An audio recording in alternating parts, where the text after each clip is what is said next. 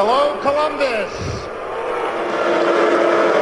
Hello, Ottawa. I love your passion. This is the moment Gary Bettman's past is catching up to him. He canceled seasons. He moved teams. He got booed at the Stanley Cup.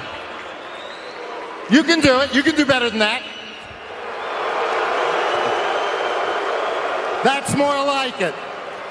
And now Gary Bettman has banned 5 players the courts just cleared. Fans say they've had enough. For 30 years, Bettman made big money moves, but every step has brought outrage. From lockouts to cover-ups, his record is catching up to him. And what just happened may be the final straw.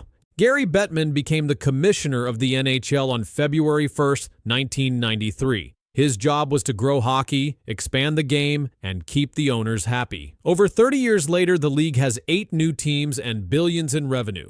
But at every step, fans have pushed back. Bettman's record is full of problems. Many fans call him the most hated man in hockey. It started early. In 1994, just 1 year into the job, Bettman led the NHL into its first major lockout. The owners wanted a cap on salaries. The players refused. For 104 days, there was no hockey. That season was cut to just 48 games. Fans were upset, but it was only the beginning. 10 years later, in 2004, it happened again. This time, it was worse.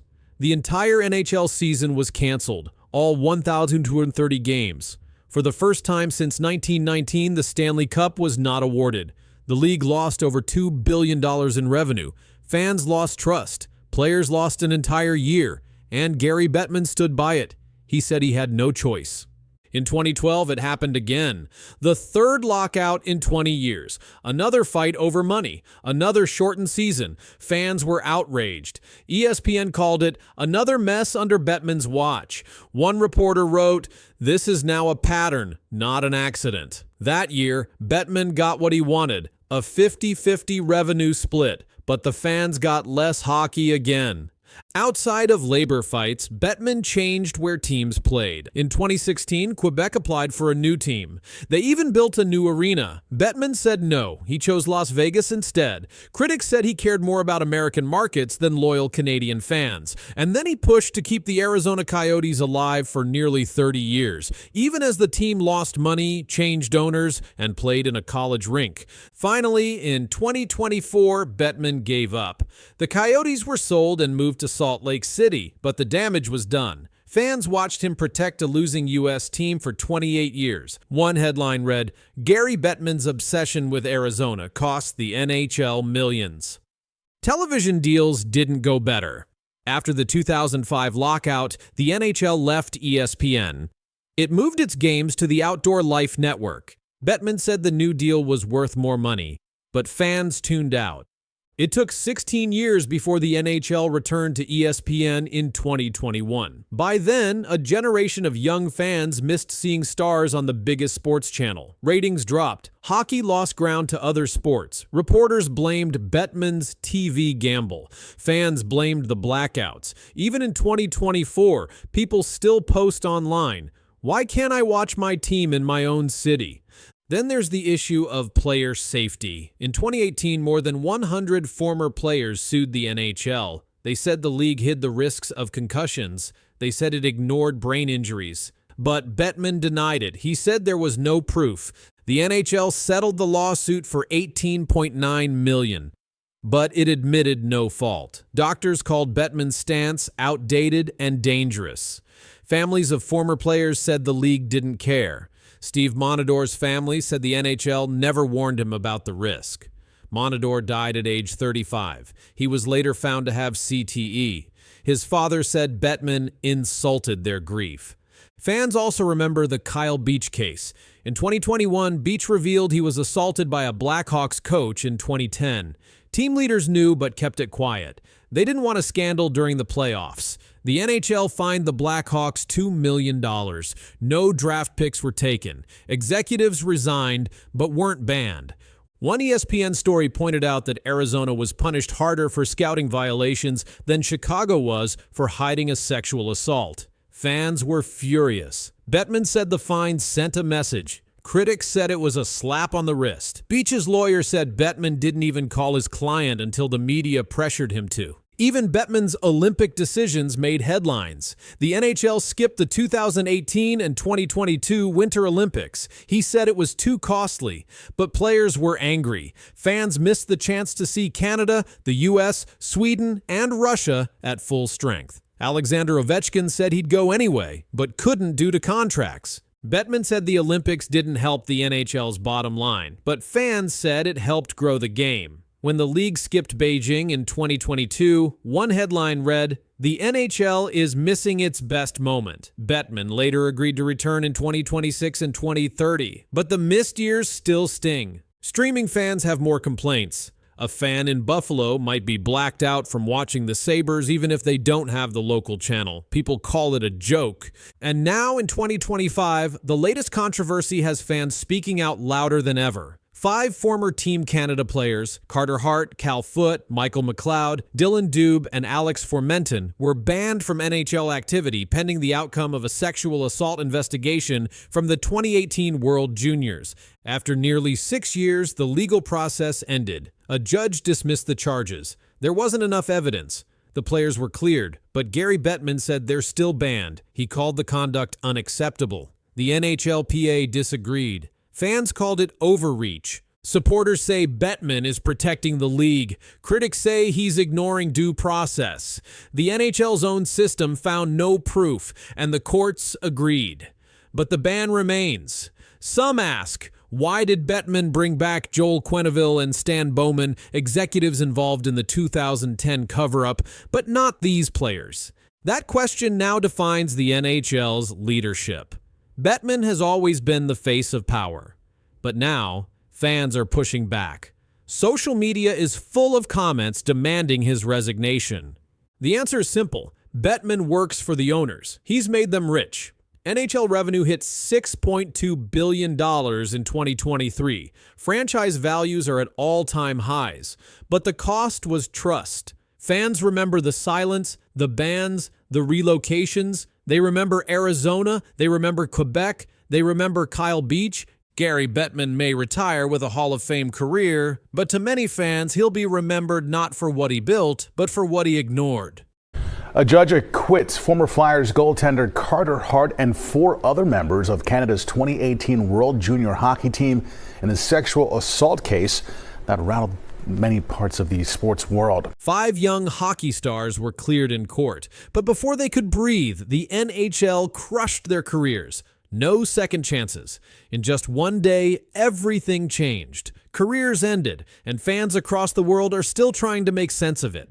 This isn't a game, this is real, and it's not over yet. It is both gratifying and unsurprising to hear an impartial and fully informed decision maker accept Mr. Hart's testimony about what happened on June 19th, 2018 as unshaken, credible, and true. In 2018, 5 young hockey players played for Canada's World Junior team. Their names are Michael McLeod, Carter Hart, Dylan Dubé, Alex Formenton, and Cal Foote.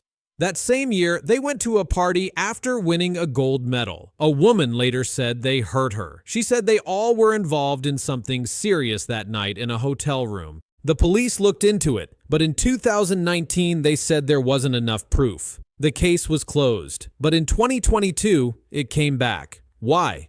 Because people found out that Hockey Canada paid money to settle things quietly. That made fans, the media, and even the government very upset. The case was reopened. This time, it went to court. In April 2025, the trial finally began. It had problems. The first jury was let go. Then a second jury was also let go. So a judge alone had to decide everything. On July 24, 2025, Judge Maria Carocha made her ruling. She said, not guilty. She explained why. The woman's story had problems. Her words didn't match the hotel cameras. The times didn't line up. The judge said the Crown, which is like the government's lawyer, didn't prove the case clearly. The judge said she couldn't be sure what happened, so the law said she had to say, not guilty. But only a few hours later, the NHL made their own move. They didn't wait long. The NHL released a public message. It said all 5 players were not allowed to return. The reason? The NHL said their behavior was very disturbing and unacceptable. Even if the court didn't call it a crime, the NHL said they were doing their own review. That means they want to look into what happened by themselves. Until they finish, these 5 players can't play in the league. None of the 5 players have current NHL contracts right now. They were all sitting out during the case. But even if they try to come back, they are blocked. This made a lot of people angry. The NHL Players Association, the NHLPA, was not happy. They said the league can't do this. They said the law cleared the players. And the league rules, called the CBA, say that players must be treated fairly. The NHLPA said they should now have the opportunity to return to work. They also said the players had already lost over a full season. They missed their jobs, and now the league is keeping them out even longer. Experts spoke up too. Ann Pegararo, a sports professor from the University of Guelph, told reporters this kind of move by the NHL isn't normal, but it's not the first time either. She said in 2022, a player named Jake Virtanen was found not guilty but was still let go by the Edmonton Oilers. He ended up playing in Europe.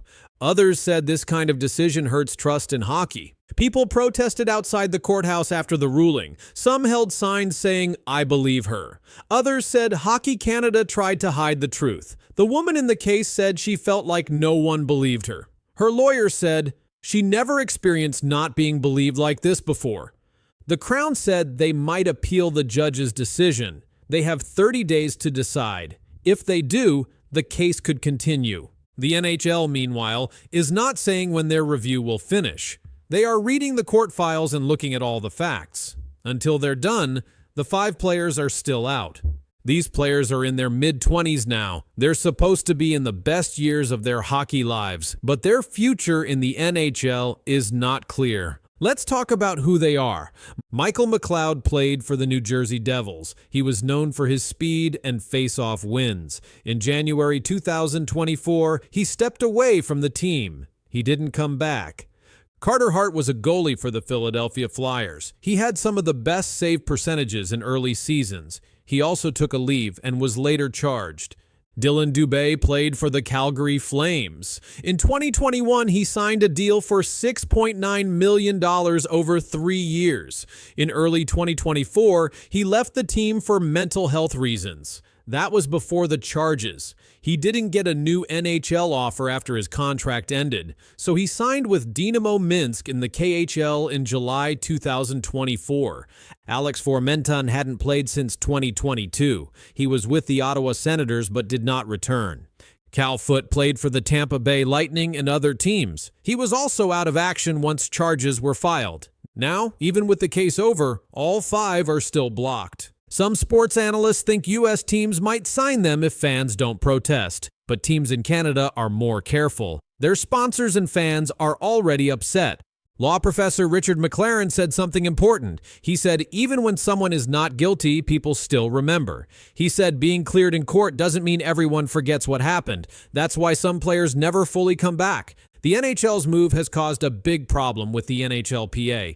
The Players' Union says the league is breaking the rules. They want talks with league bosses. For now, they aren't saying anything else.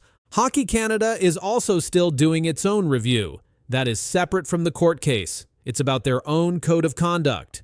We don't know what their final report will say. Right now, it's still private. Let's go back to how this all started. In 2018, the 5 players were in London, Ontario for a Hockey Canada event. That's where the woman said the assault happened. Hockey Canada found out but didn't report everything. Instead, they used money from player fees to settle a civil case in 2022. When the public found out, things exploded. Sponsors left. The government cut money. The heads of Hockey Canada quit. The court case followed. And now, even after the verdict, the NHL has said no. That's why fans are calling this a career-ending moment. Because even though a judge said not guilty, the NHL said you're done for now. This case is not just about 5 players. It's about trust. It's about fairness. And it's about what happens when a sports league makes its own rules. There is no word yet on when the NHL's review will finish. There is no timeline for when or if these players can return. There is no certainty for their careers. But what is certain is this: 5 players went into court and walked out free. Then they faced a bigger wall, and that wall was the NHL. Fans are still reacting. Some say the league did the right thing. Others say this was unfair. No matter what side people are on, one thing is clear. The NHL just destroyed 5 hockey careers after the verdict, and fans are losing it.